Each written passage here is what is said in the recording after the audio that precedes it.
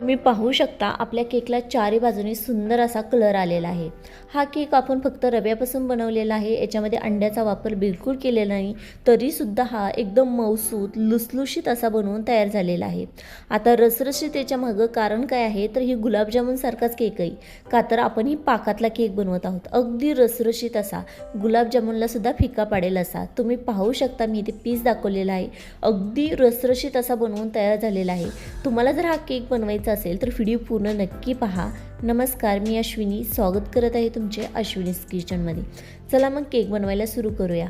एक मोठे मिक्सर जार घ्या, त्याच्यामध्ये एक वाटीनी अर्धी वाटी एवढी साखर घ्या। मेजरमेंटसाठी एखादी वाटी किंवा कप तुम्ही फिक्स ठेवा। त्याच कपाने अर्धी वाटी साखर, 1.5 वाटी इथे आपल्याला बारीक रवा घ्यायचा आहे, मोठा असेल तरी देखील चालेल। आणि त्याच वाटीने आपल्याला इथे पाऊण कप एवढा मिल्क पावडर घ्यायची आहे। छान मिक्सरला एकजीव करून घ्यायचं आहे। मिक्सरला फिरवल्या पटकन एकजीव होते। आता छान एकजीव झालेले आहे, तुम्ही पाहू शकता। आणि आता याच्यामध्ये आपल्याला अर्धा कप एवढे दही घालायचे आहे, आंबट नसले पाहिजे। त्याच कपाने अर्धा कप एवढे आपल्याला दूध घालायचे आहे, दुधाऐवजी पाण्याचा वापर केला तरी चालेल। आणि त्याच कपाने इथे अर्धा कप एवढे तर मी मेल्ट झालेले तूप वापरले आहे। तुपाऐवजी तुम्ही तेल बटर वापरू शकता, पण शक्यतो तूप वापरा लहान मुलांना जर केक देणार असाल तर। छान इथे भिजायला मी 10 मिनिटं ठेवणार आहे। 10 मिनिटांनंतर तुम्ही पाहू शकता रवा छान फुललेला आहे। याच्यामध्ये 2-3 ड्रॉप व्हॅनिला एसेन्स टाकले, 1 चमचा आपल्याला बेकिंग पावडर टाकायची आहे आणि पाऊण चमचा एवढा सोडा घालायचा आहे। आता हे परफेक्ट असे मिश्रण बनवून तयार होते। मिक्सरला एकदा 2 ते 3 मिनिटं छान असं फिरवून घेऊया। 2 मिनिटांमध्ये छान फिरवून होते, साईडला ठेवून देऊया। बेटर तयार आहे। इथे क्रीप मी त्या ट्रीला ना खाली बटर पेपर लावला आहे, नसेल तर तुम्ही इथे तुपानी किंवा बटरनी ग्रेस करून घेऊन बॅटर त्यावरती वतून घ्या। वतल्यानंतर ना आपल्याला बॅटरला म्हणजे ट्रीला थोडंसं असं टपटप करून घ्यायचं आहे, ज्याच्यामुळे त्याच्यात हवा असेल काय असेल तर ते पटकन बाहेर पडेल आणि आपला केक छान फुलला जाईल। मग कधी कधी काय होतं, असं न केल्यामुळे डायरेक्ट सोडला ना केक तर मधनं बसला जातो। इथं कढईमध्ये मी केक बनवत आहे, तर कढई मी 3 मिनिटासाठी फुल गॅसवर प्रीहीट करून घेतली होती।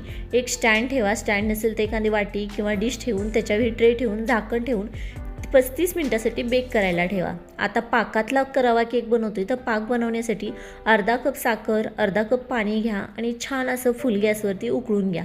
जोपर्यंत साखर पूर्ण मेल्ट होत नाही तोपर्यंत फुल गॅस राहू द्या। छान अशी साखर मेल्ट होईपर्यंत त्याला छान असं चारी बाजूने हलवत राहायचं आहे। त्यामुळे काय होईल, साखरचा म्हणजे जो कलर आहे ना तो बदलणार नाही आणि पाण्यामध्ये व्यवस्थित पटकन मेल्ट होऊन जाईल।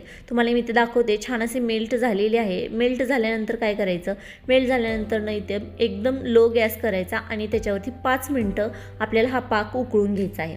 आता इथे आपल्याला एकतारी पाक बनवायचा नाही आहे, तर पाक फक्त चिकट झाला पाहिजे एवढाच बनवायचा आहे।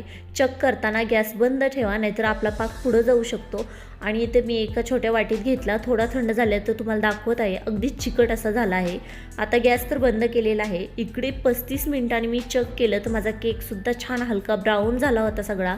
आता याच्यामध्ये काय करायचं, चक करण्यासाठी इथे मी तुम्ही चाकूचा वापर केला तरीही चालेल बरं का, एकदम क्लीन आला पाहिजे। म्हणजे कसं, त्याला बॅटर चिटकले आहे तर अगदी 5 ते 10 मिनिटासाठी आणखी बेक करा।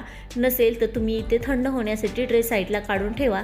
थंड होण्यासाठी 10 मिनिटं सोडून देऊया। 10 मिनिटांनंतर छान असा थंड झालेला आहे। आता साईडने रिकामा करून घेऊया। मी इथे फक्त हलक्या हाताने बघत होते, जर कुठे चिकटला असेल तर निघेल, पण माझा अगोदरच सगळा केक हा हलका पूर्ण साईडने निघलेला होता। आता एक ट्रे घेणार आहे, याच्यावरती ठेवायचा आणि ही बाजू पलटून घ्यायची। असं केल्यानंतर ना आपला केक छान असा निघतो। वरनं हलकं टपटप केलं की केक पटकन खाली निघून जातो। मी तुम्हाला इथे दाखवते किती सुंदर असा केक बनवून झालेला आहे। तुम्ही पाहू शकता कलरसुद्धा किती मस्त आलेला आहे। असा रवा केक छान बनवून तयार झाल्यावरती आपल्याला आनंद किती होईल बघा तुम्ही। आणि खालच्या बाजूने सुद्धा किती सुंदर असा बनवून झालेला आहे। एकदम हेल्दी आहे, कुठेही आपण मैद्याचा वापर केलेला नाही, तरीसुद्धा आपला छान असा केक बनवून तयार झालेला आहे। आता मी वापस याला त्याच ट्रेमध्ये ठेवणार आहे। त्याला कारण असं आहे की आता मी इथं उलटा ठेवलेला आहे, का तर म्हणजे पाठीमागच्या बाजूनी ना छान त्याचा कलर सुंदर आलेला आहे, ह्याच्यासाठी आता याला आपल्याला कट करून घ्यायचं आहे। याच्यामध्ये ठेवण्यामागं कारण एकच आहे की आपण याच्यावरती पाक टाकणार आहोत, पाक याच्यामध्ये मुरला पाहिजे, त्याच्यासाठी मी ह्याच्यामध्ये टाकून घेतलेला आहे। छान असा तुम्हाला हवे त्या आकारामध्ये तुम्ही कट करून घेऊ शकता, शक्यतो ह्याच आकारामध्ये कट करा, दिसायला छान दिसतो। आता इथं मी गोल आकाराचा ट्रे वापरला होता, जर तुमच्याकडे ना आयत आकाराचा ट्रे असेल ना ती वापरला तर त्याच्यामध्ये केक छान बेक होतो आणि कट केल्यानंतर दिसायला सुंदर दिसतो। माझ्याकडे तो अवेलेबल नव्हता त्यामुळे मी याच्यामध्ये केलेला आहे। आता छान असा केक कट करून झालेला आहे, तर याच्यावरती आपण केलेला पाक छान असा सोडून घेऊया।